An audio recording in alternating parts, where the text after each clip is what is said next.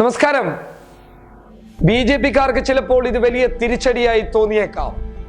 ഇതൊന്നുമല്ല തിരിച്ചടി. കാരണം തൊട്ടു പിന്നിലുണ്ട് യഥാർത്ഥമായി അല്ലെങ്കിൽ സത്യസന്ധമായി ഇനിയും നിങ്ങളെക്കുറിച്ചറിയാൻ പൊതുജനം ഇപ്പോഴും കാത്തിരിക്കുകയാണ്. അവർ തിരിച്ചറിഞ്ഞു കഴിഞ്ഞാൽ, നിങ്ങളുടെ ഭരണകൂട ഭീകരത തിരിച്ചറിഞ്ഞു കഴിഞ്ഞാൽ തീർച്ചയായും അവർ ജനാധിപത്യത്തിനെ ഇനിയും തിരിച്ചു വിളിക്കും. അങ്ങനെ ഒരു തിരഞ്ഞെടുപ്പ് കൂടി അവർക്ക് മുന്നിലുണ്ട് എന്ന ഒരു ബോധത്തോടു കൂടി നിങ്ങൾ പ്രവർത്തിച്ചാൽ നല്ലത്. നമുക്കറിയാം കർഷകരോട് ഇവർ ചെയ്ത ക്രൂരതയുടെ കണക്കുകൾ എന്തൊക്കെയാണ് എന്നുള്ളത്. മധ്യപ്രദേശ് എടുത്തു നോക്കിയാൽ വ്യക്തമാണ്. അവരുടെ അവകാശങ്ങളും കർഷകർക്ക് ലഭിക്കേണ്ട ആനുകൂല്യങ്ങളും കൃത്യമായി നൽകാതെ അതിനെ വെട്ടിച്ചുരുക്കി ഡിജിറ്റൽ ഇന്ത്യയുമായി മുന്നോട്ട് പോയിക്കൊണ്ടിരിക്കുന്ന BJP-ക്കും സംഘപരിവാറിനുമൊക്കെ കർഷകന്റെ രോദനത്തിൽ എന്ത് പങ്കുണ്ടെന്ന് ചോദിക്കേണ്ടിയിരിക്കുന്നു.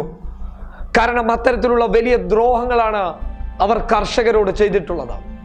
പയറും ഉള്ളിയും കൃഷി ചെയ്യുന്ന കർഷകൻ മധ്യപ്രദേശിനെ എടുത്തു കഴിഞ്ഞാൽ ഇങ്ങനെയുള്ള കൃഷികളാണ് അവിടെ ഏറ്റവും കൂടുതലുള്ളത്.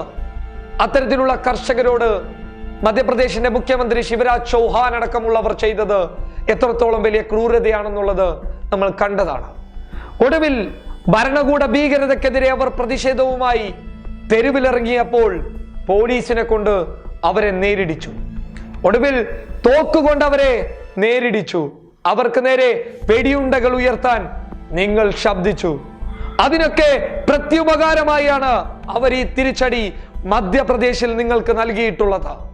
വിടറിയ കാലുകൾ കൊണ്ട്, പൊട്ടിപ്പൊളിഞ്ഞ കാലുകൾ കൊണ്ട് അവർ സമരമുഖത്ത് ചുട്ടുമാറുന്ന വെയിലിൽ അവരുടെ ഒരു നേരത്തെ അന്നത്തിന് വേണ്ടി അവർ മുദ്രാവാക്യം വിളിച്ചപ്പോൾ നിങ്ങൾ തോക്കുകൊണ്ടാണ് മറുപടി നൽകിയത്.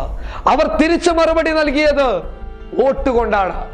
ആ ഒരു വോട്ടാണ് ഇന്ത്യ രാജ്യത്തെ ഓരോ ജനതയുടെയും ഏക ആശ്വാസം. അല്ലെങ്കിൽ ചില സമയങ്ങളിൽ നിങ്ങൾക്ക് മേലിൽ തരേണ്ട തിരിച്ചടികൾ ആ ഒരു വോട്ട് തന്നെയാണ്.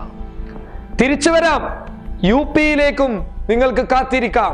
ഇത്തരത്തിലുള്ള ഒരു തിരിച്ചടി നേരിടുമെന്നുള്ളത്. ഇവിടെ കർഷകർക്ക് നേരെയാണെങ്കിൽ അവിടെ മുസ്ലിങ്ങൾക്കെതിരെയും ദളിതനുമെതിരെയാണ് നിങ്ങളുടെ ആക്രമങ്ങൾ.